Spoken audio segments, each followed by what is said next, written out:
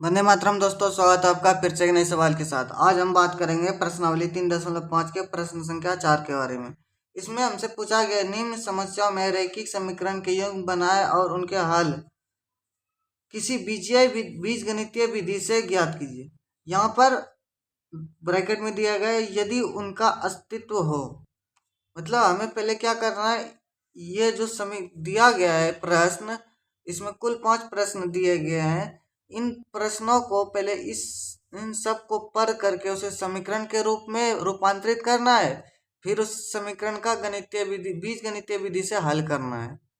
ठीक, तो जैसे कि मैंने आपको बताया था पिछले एपिसोड में, इससे पहले वाले एपिसोड में प्रश्न संख्या 4 का 1। इस एपिसोड में मैं आपको बताऊंगा प्रश्न संख्या 1 के 4 के 2 के बारे में। उससे पहले कुछ महत्वपूर्ण जानकारियों पर एक छोटी सी नज़र। इस चैनल पर आपको कक्षा 6 से लेकर MA, MSc, MCOM तक में जितने भी गणित के पुस्तक होंगे, जितने भी लेखक द्वारा लिखा गया होगा और जितने भी भाषाओं में लिखा गया होगा, उन सभी पुस्तक में जितने भी प्रश्न है, प्रत्येक प्रश्न का 100% पूर्ण समाधान आपको इस चैनल पर मिल जाएगा। अधिक जानकारी के लिए आप डिस्क्रिप्शन बॉक्स और अबाउट सेक्शन में जाओगे। डिस्क्रिप्शन बॉक्स में आप जाओगे तो वहाँ आपको इस बुक का प्लेलिस्ट लिंक भी मिलेगा और अन्य चैनल्स का भी लिंक्स मिलेगा। आप वहाँ पर जा करके प्लेलिस्ट में इन बुक के सारे एपिसोड्स को देख सकते हो और सारे चैनल्स पे जा करके अलग अलग सब्जेक्ट और अलग अलग बुक से आप पढ़ भी सकते हो, वीडियो लेक्चर देख सकते हो। अगर आपके अंदर कोई भी हुनर है, कोई भी स्किल्स सीखना चाहते हो या स्किल्स है आपके अंदर, हमारे साथ काम करना चाहते हैं आप किसी भी फील्ड में, तो आप इस जीमेल आईडी पर कांटेक्ट करेंगे। तो चलिए चलते हैं प्रश्न की तरफ। पहला प्रश्न हमने सॉल्व कर लिया था। इस एपिसोड में मैं आपको बताऊंगा प्रश्न संख्या 2 के बारे में। प्रश्न संख्या 2 क्या है, एक भिन्न 1/3 हो जाती है जब उसके अंश में एक घटाया जाता है और 1/4 हो जाती है। मतलब एक घटाता है उसके अंश में तो क्या हो जाता है, 1/4 हो जाती है। अब जब हर में 8 जोड़ दिया जाए वह भिन्न ज्ञात कीजिए। देखिए यहाँ पर क्या बोला गया है, तो प्रश्न ये आधा अधूरा यहाँ पर है। तो चलिए इसको देखते हैं और इसको हल करते हैं। तो पहला हमारा यहाँ पर क्या है, प्रश्न संख्या 2 है। प्रश्न संख्या 2 को हम यहाँ पर क्या करने वाले हैं, हल करने वाले हैं। ठीक, ये रहा हमारा हल। देखिए यहाँ पर क्या अंश है क्या हर है हमें नहीं पता है, तो इसलिए हम क्या करेंगे, पहले यहाँ पर मानेंगे। ठीक, माना कि भिन्न का अंश, माना कि भिन्न का अंश, भिन्न का अंश, माना कि भिन्न का अंश है x। ठीक, और भिन्न का हर, और भिन्न का हर है y। हर क्या मान लेते हैं हम, y। तो हमारा भिन्न क्या हो गया, हो जाएगा, तो भिन्न होगा, तो भिन्न होगा, क्या होगा भिन्न, तो भिन्न होगा x/y। क्या होगा, x/y हो जाएगा, हमारा भिन्न x/y हो जाएगा। अब देखो पहला क्या है, 1/3 हो जाती है जब उसके अंश में एक घटाया जाता है। क्या हो जाता है, उसके अंश में क्या करेंगे, अब एक घटाएंगे तो अंश हमारा क्या हो जाएगा। यहाँ पर भिन्न क्या है, प्रश्न यदि लिखेंगे हम यहाँ, यदि अंश में से एक घटाया जाता है तो भिन्न 1/3 होती है, 1/3 होती है। क्या होता है, 1/3।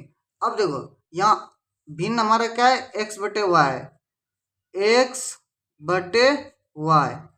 अब अंश में से किसने बोला कितना घटाना है, तो एक घटाना है, तो क्या हो जाता है, तो 1/3 हो जाता है।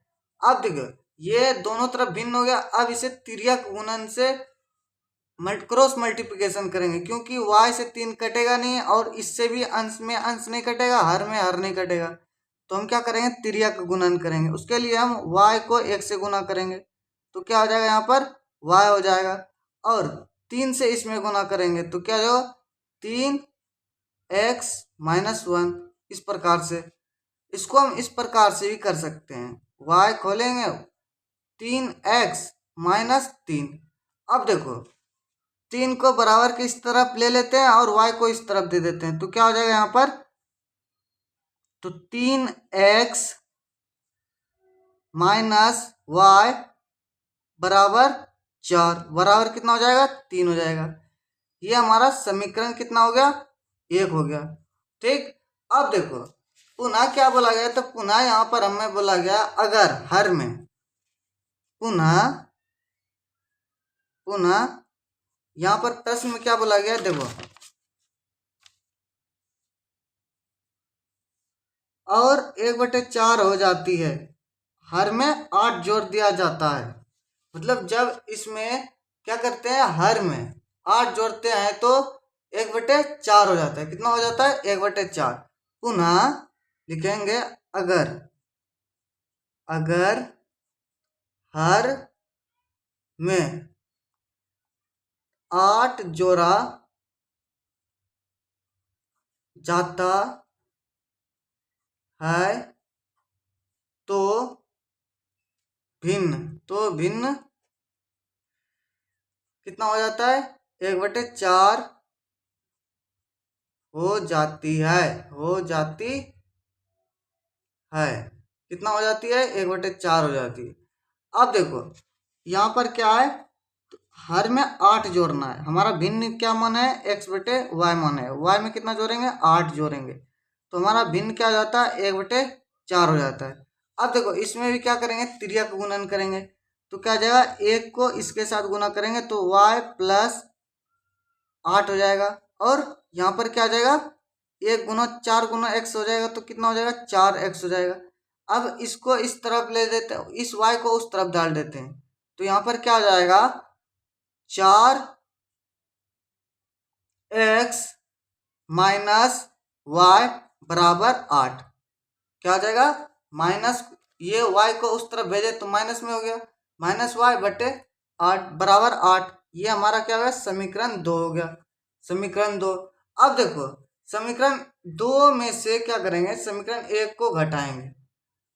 क्या करेंगे, समीकरण 2 विलोपन विधि से। ठीक, समीकरण का हल लिखेंगे यहाँ पर विलोपन विधि से, विलोपन विधि, विलोपन विधि से क्या करेंगे, समीकरण 2 में से समीकरण 1 को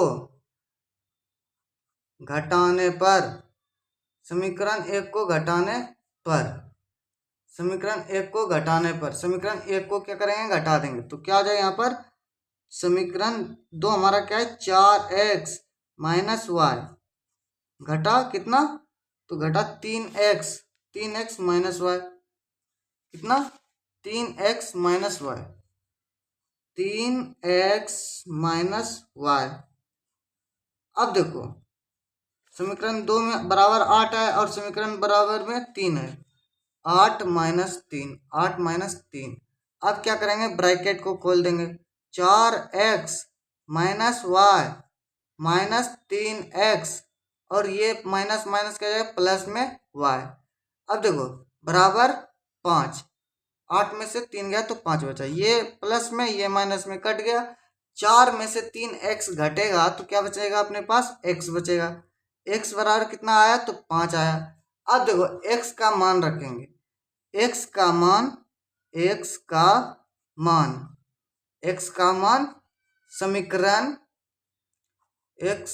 समीकरण एक में रखने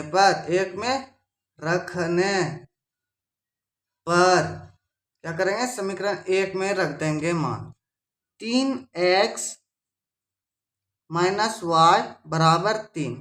यहाँ पर x का मान रखेंगे 3 गुने 5 हो जाएगा, माइनस वाई बराबर 3।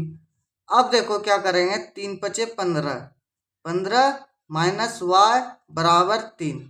तो यहाँ पर क्या आ जाएगा, माइनस वाई, और 15 को इस तरफ ले आएंगे तो क्या आ जाएगा, माइनस 15 हो जाएगा। तो अपने पास क्या बचेगा, माइनस 12 बचेगा। माइनस वाई बराबर माइनस 12, ये माइनस खत्म हो गया। वाई बराबर क्या बचा, तो वाई बराबर यहाँ पर बचा हुआ 12। तो हम यहाँ पर अब लिखेंगे x का मान हमें मिल गया, y का मान मिल गया, तो हम भिन्न का अंश उत्तर भिन्न का अंश भिन्न का अंश जो कि है x, हाँ, इसको क्या करेंगे 5, और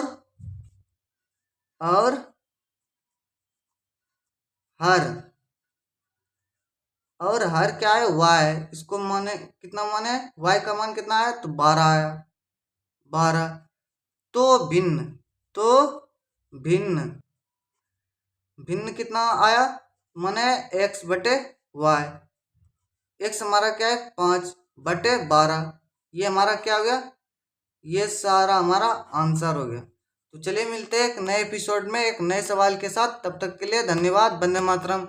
अगले एपिसोड में मैं बताऊंगा इसके अगले प्रश्न के बारे में, जो आपको अभी स्क्रीन पर दिख गया होगा। ठीक, धन्यवाद, वंदे मातरम।